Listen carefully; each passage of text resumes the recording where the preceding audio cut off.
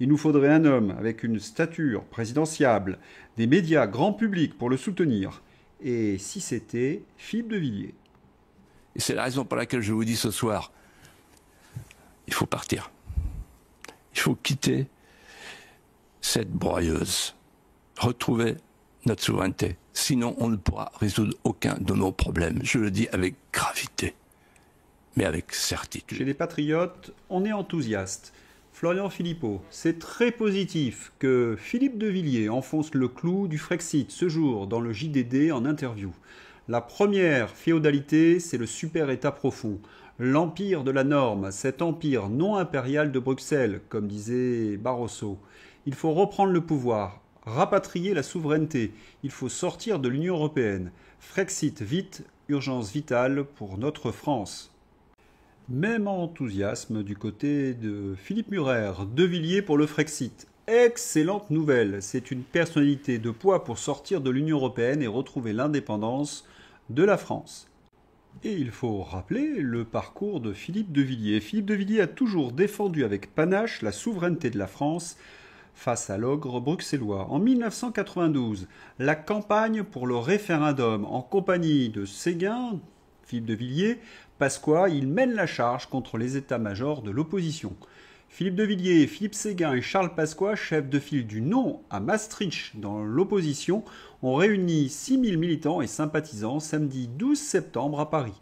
Le président du groupe RPR du Sénat s'en est pris notamment, sans les nommer, à M. Balladur, Chirac et Giscard d'Estaing.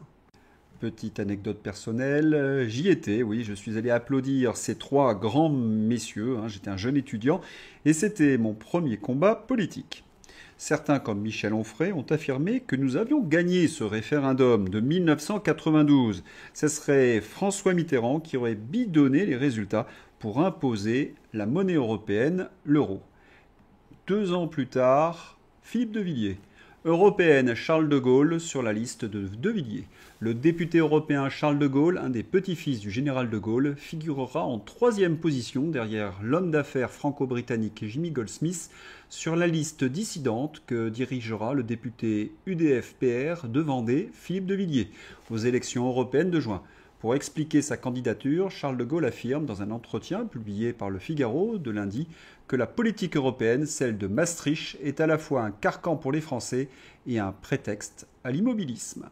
De Villiers ferraille donc depuis plus de 30 ans contre cet infâme marâtre européiste. On le retrouve bien évidemment sabre au clair en 2005 lors du référendum.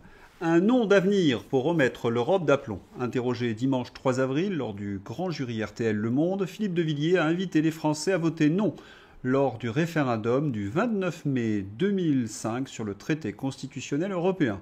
Interrogé dimanche 3 avril 2005, lors du grand jury RTL Le Monde, Philippe de Villiers a invité les Français à voter non lors du référendum du 29 mai sur le traité constitutionnel européen.